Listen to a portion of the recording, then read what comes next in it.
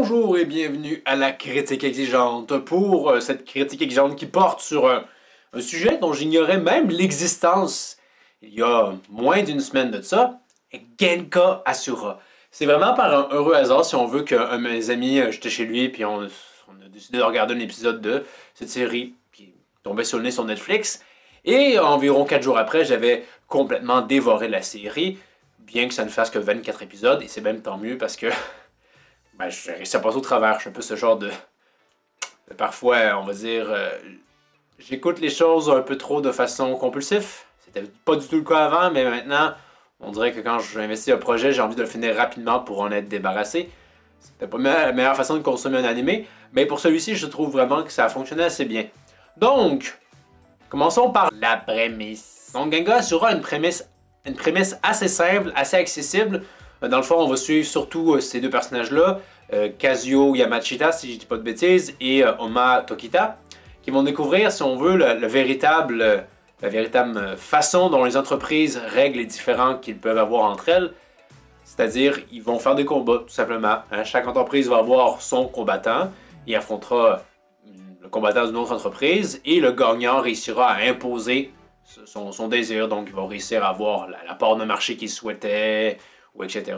Mais en plus, les autres compagnies peuvent parier sur ces combats-là.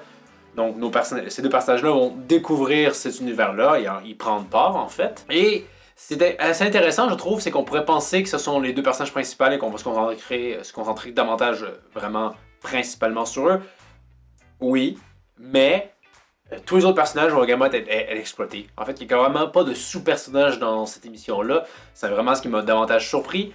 Et c'est davantage sa force, je pense, c'est que tous ces autres combattants, parfois tu penses qu'ils sont lambda, non, ils sont ô combien plus, accordés de l'importance par leur récit, ils sont ô combien plus attachants que tu le pensais.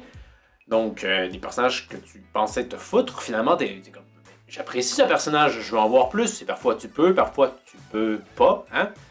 Donc, c'est vraiment une richesse, c'est ce très grand nombre de personnages, et ce très grand nombre, en fait, d'adeptes en arts martiaux, parce que Genka Asura fait penser un peu à Fate parce que c'est juste un prétexte à avoir que du combat et que du combat, mais c'est davantage un peu plus terre à terre, c'est pas non plus à 100% réaliste, mais on se contente d'hommes qui vont s'affronter à main nue contre d'autres hommes. Donc, on voit davantage une panoplie d'arts martiaux, hein? On y va avec les plus connus, comme par exemple le karaté, le Jenkendo, le judo, la lutte, mais également des styles un peu plus méconnus. Donc, je ne saurais nommer parce que je ne sais pas leur nom. Le Kibutsu, en tout cas plein d'autres styles un peu plus obscurs. Donc, il y a vraiment une richesse d'arts martiaux dans cette série-là. Les combats sont très dynamiques. C'est toujours, je dirais, très bien fait dans le dynamisme, la compréhension des scènes de combat. Ça, c'est vraiment quelque chose, également une des forces de cette émission-là, avec, comme je vous disais, ces personnages qui se révèlent être vraiment plus attachants qu'on pourrait le penser. Spoiler à fond de la caisse comme toujours, le personnage de Lee Ito, je l'imaginais qu'on ne le reverrait plus après sa première défaite, qu'on allait penser à autre chose tout simplement. Non, il revient et alors il revient pas de la forme la plus badass du monde, non, il revient sous la forme la plus sympathique qu'on pouvait voir, un peu comme il possède la scène la plus touchante de, selon moi, ces 24 épisodes là, c'est pas rien quand même. Et tous les combats sont vraiment, je trouve, la chorégraphie est assez bien faite. On essaie de mettre un style face à un autre style de façon quand même assez intéressante, donc c'est un peu quand même pensé. Et la force, c'est vraiment, je trouve, la surprise. Chaque combat, c'est très difficile de prévoir le gagnant à l'avance. Hein, comme par exemple, quand De Crow va affronter quelqu'un au premier tour, j'aurais pensé que ça aurait été sa domination complète et totale, pour montrer à quel point il est supérieur. Non! C'est pas ce qui se passe, parce que cette émission-là, Genka Asura se concentre vraiment, je trouve, sur la surprise. On dirait vraiment qu'on a, je sais pas moi, quelqu'un qui scénarise et qui est pas complètement con derrière. C'est sûr que bon, c'est pas parfait. On va faire, premièrement, on va se rendre compte de l'éléphant dans la pièce. C'est de l'animation en 3D, donc par moments, c'est pas super beau. Et pour la deuxième partie, l'épisode 12 à 24, parfois on a de la 2D, et c'est assez dégueulasse, honnêtement. Mais, heureusement, pour les scènes de combat, ce genre de concession-là arrive moins souvent, où ça demeure quand même toujours aussi dynamique. Fait que ça passe vraiment mieux. Je trouve vraiment pas dans les mêmes eaux que, par exemple, Seven Deadly Sins saison 3, où des combats sont ruinés parce que c'est juste trop mal animé. Ce n'est pas le cas.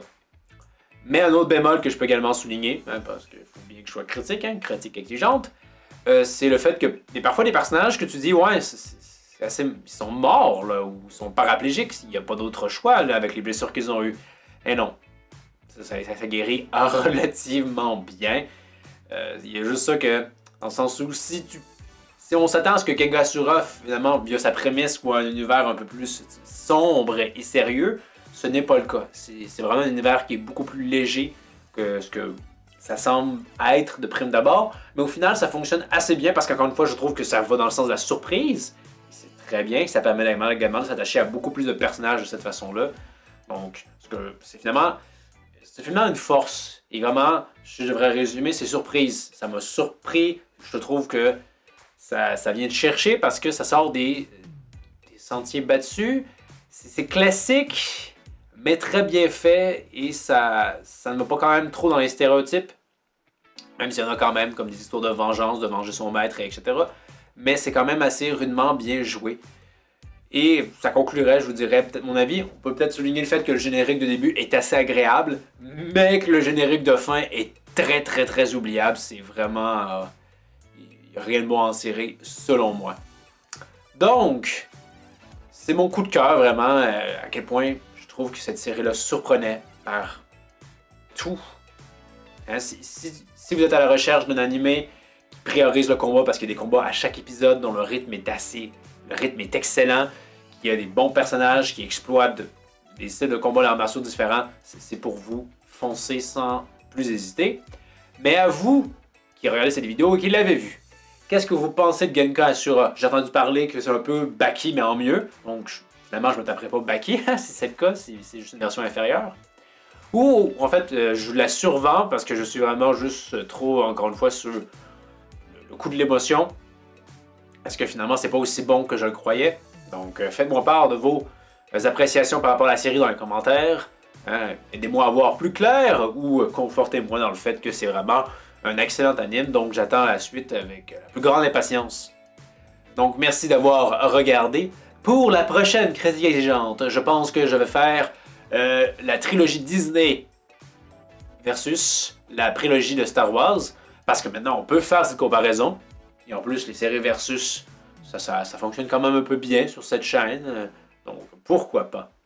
Donc encore une fois, hein, merci d'avoir regardé. N'hésitez pas à aimer la vidéo, la commenter, vous abonner, partager et tout le tralala. Et je vous dis à la prochaine critique exigeante.